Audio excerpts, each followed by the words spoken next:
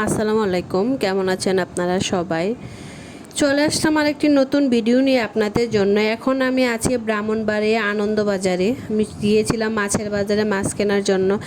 মাছের বাজারে ঢুকতে প্রথমে ইলিশ মাছ, চিংড়ি মাছ এগুলো সবসময় শুরুতে ওরা সামনের দিকে বসে, আর সব ধরনের দেশি মাছ নিয়ে সামনে বসে। আজকে আনন্দবাজারে যে আসলাম আমি নিজেই অবাক হয়ে গেলাম।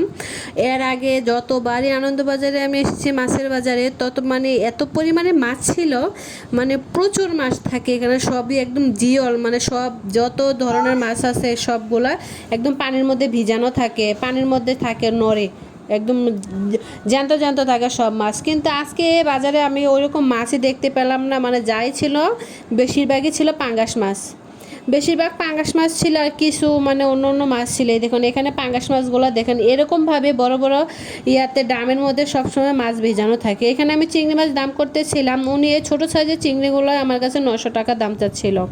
তো মূলত আনন্দবাজারে মাছের দাম এতটা থাকে না। আর এখন এই সময়টার মধ্যে সব জায়গাতে মাছের দাম অনেক বেশি, তো আনন্দবাজারের মধ্যেও মাছের দাম অনেক বেশি।